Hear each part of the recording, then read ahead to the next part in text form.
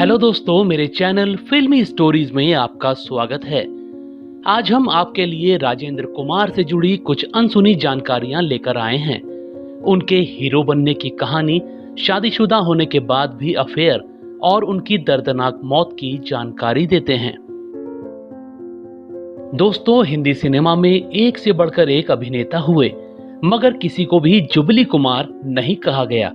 वो बस एक ही थे, राजेंद्र कुमार। 60 के दशक में लोगों के बीच उनका जादू ऐसा चढ़ा हुआ था कि राजेंद्र कुमार की फिल्में 25 हफ्तों तक सिनेमाघरों में लगी ही रहती थीं। हर फिल्म सिल्वर जुबली मनाकर ही उतरती थी। इसी वजह से उनका नाम ही जुबली कुमार पड़ गया था। 20 जुलाई 1929 को सियालकोट, पाकिस्तान में जन्मे राजेंद्र कुमार तुली बंटवारे के बाद परिवार के साथ भारत आ गए थे। उनके पिता कराची के बड़े व्यापारी थे। यहाँ भी पिता ने कपड़ों का बिजनेस शुरू किया और वो अच्छा चल गया।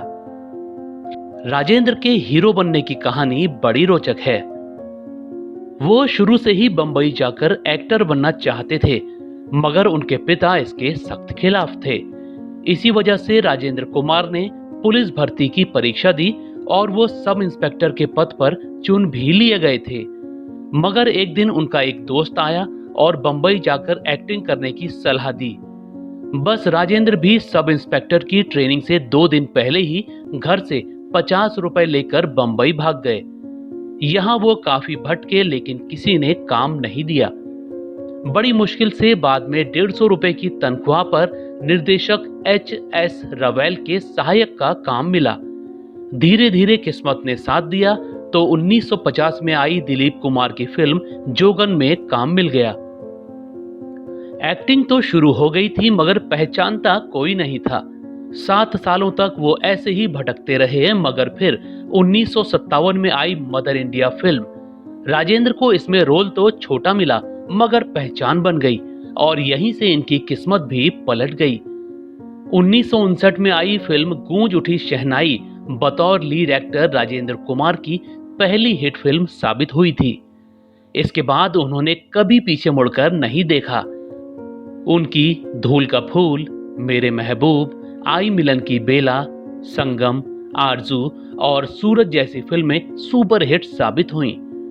इसी बीच राजेंद्र कुमार ने हिंदी फिल्मों की मशहूर बहल फैमिली की लड़की शुक्ला से शादी कर ली। दोनों के 3 बच्चे हुए, जिनमें एक लड़का कुमार गौरव और 2 लड़कियां हैं। कम ही लोगों को पता होगा कि शादीशुदा राजेंद्र कुमार और सायरा बानो के बीच भी अफेयर शुरू हो गया था। दोनों ने कुछ फिल्में साथ की थीं। इसी बीच दोनों के अफेयर के चर्चे बहुत आम हो गए थे। सायरा की मां दोनों के रिश्ते के सख्त खिलाफ थीं। इसी वजह से उन्होंने दिलीप कुमार को सायरा को समझाने को कहा था।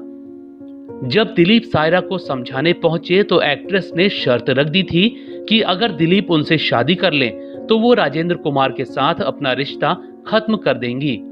दिलीप मान गए और सायरा और राजेंद्र का अफेयर यहीं खत्म हो गया था। राजेंद्र कुमार और राज कपूर की दोस्ती बहुत गहरी थी, मगर इनके बेटे की वजह से ये दोस्ती टूट गई थी।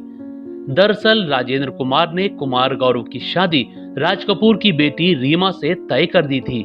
दोनों की सगाई भी हो गई थी, मगर बाद में कुमार गौरव का दिल सुनील दत्त और नरगिस की बेटी नम्रता पर आ गया। उसने नम्रता से शादी कर ली। बस यहीं से राजेंद्र और राज कपूर के रिश्ते में खटास आ गई थी। दोस्तों, इतने महान अभिनेता का अंत बहुत खराब रहा।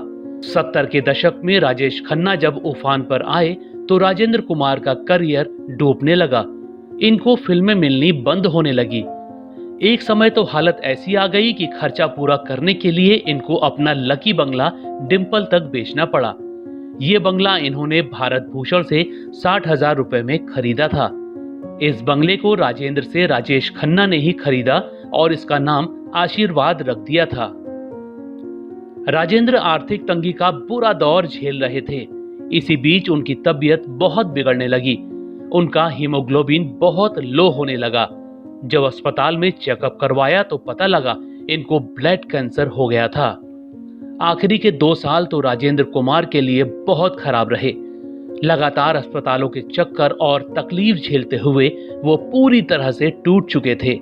अंतिम समय में वो इतने परेशान हो गए थे कि उन्होंने दवाइयां तक खाने से साफ मना कर दिया था। वो इतने कमजोर हो गए थे कि बिस्तर से उठ भी नहीं पाते थे। 12 जुलाई 1999 के दिन अचानक ही राजेंद्र कुमार के दिल ने काम करना बंद कर दिया। अपने जन्मदिन से सिर्फ 8 दिन पहले 69 यानी 69 साल में ही उनकी मौत हो गई।